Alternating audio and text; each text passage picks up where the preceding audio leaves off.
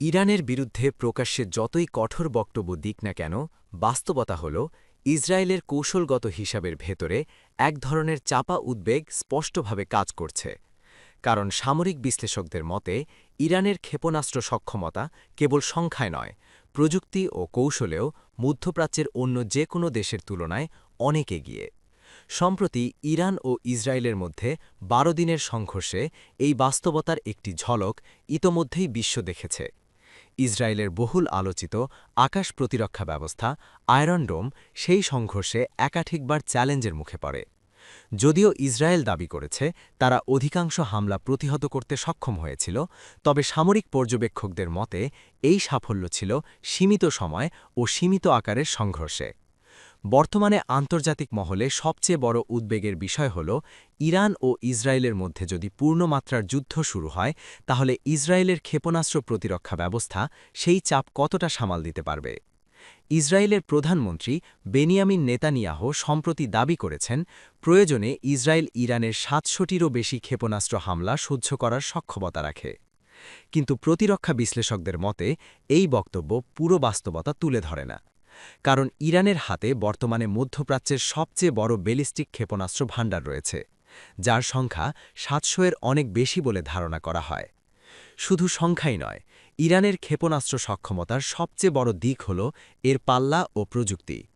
Iran ইতোমধ্যেই ১০০০ কিলোমিটারের বেশি পাল্লার ক্ষেপণাস্ত্র তৈরি করেছে, যা ইরানের ভূখণ্ড থেকেই ইসরায়েলের গভীর অভ্যন্তরে আঘাত হানতে সক্ষম।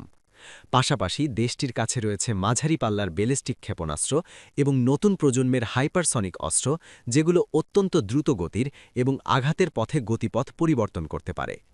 বিশেষজ্ঞদের মতে এই ধরনের হাইপারসনিক অস্ত্র প্রতিহত করার মতো কার্যকর প্রতিরক্ষা ব্যবস্থা এখনও বিশ্বে পুরোপুরি বিকশিত হয়নি।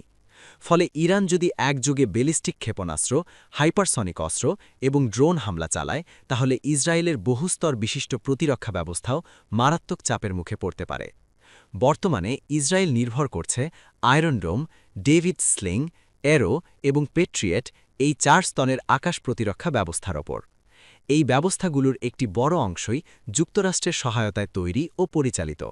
সাম্প্রতিক সংঘর্ষে ইসরায়েল দাবি করেছিল তারা ৮০ থেকে ৯০% পর্যন্ত হামলা প্রতিহত করতে পেরেছিল। তবে সংঘর্ষের পর দেশটির ভেতর থেকেই স্বীকার করা হয়েছে যে ক্ষেপণাস্ত্র প্রতিরক্ষা ভাণ্ডার পুরোপুরি পুনরায় পূরণ করা সম্ভব হয়নি।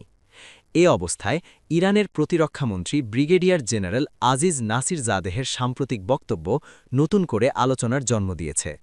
তিনি দাবি করেছেন সাম্প্রতিক সংঘর্ষে ইরান যে ক্ষেপণাস্ত্রগুলো ব্যবহার করেছে সেগুলো ছিল কয়েক বছর আগের প্রযুক্তির, অর্থাৎ ইরানের হাতে এখন আরও উন্নত ও অধিক প্রাণঘাতী অস্ত্র মজুদ রয়েছে।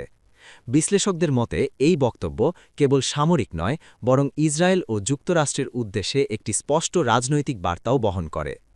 পরিস্থিতিকে আরও জটিল করে তুলেছে মধ্যপ্রাচ্যের কয়েকটি আরব দেশের অবস্থান। উপসাগরীয় অঞ্চলের প্রভাবশালী কিছু দেশ যুক্তরাষ্ট্র ও ইসরায়েলকে জানিয়ে দিয়েছে তারা তাদের ভূখণ্ড ইরানের বিরুদ্ধে হামলার জন্য ব্যবহার করতে দেবে না এবং ইসরায়েলের পক্ষে প্রতিরক্ষা কার্যক্রমেও সরাসরি অংশ নেবে না। সব মিলিয়ে সামরিক বিশ্লেষকদের ধারণা, ইরান ইসরায়েল যুদ্ধ যদি শুরু হয় তা কোনো সংক্ষিপ্ত বা সার্জিক্যাল অভিযান হবে না, বরং এটি হতে পারে দীর্ঘস্থায়ী ও ব্যাপক সংঘাত, যার প্রভাব পড়বে ইসরায়েলের অর্থনীতি, অবকাঠামো এবং জাতীয় স্থিতিশীলতার ওপর। বিশেষজ্ঞরা সতর্ক করে বলছেন, শুধু নিখুঁত হামলা আর আধুনিক প্রতিরক্ষা ব্যবস্থার ওপর ভরা করে ইরানের মতো একটি ক্ষেপণাস্ত্র শক্তিধর দেশের সঙ্গে যুদ্ধে জড়ানো অত্যন্ত ঝুঁকিপূর্ণ। সামান্য ভুল হিসাবও এই সংঘাতকে প্রত্যাশার চেয়ে অনেক বেশি বিধ্বংসী করে তুলতে পারে।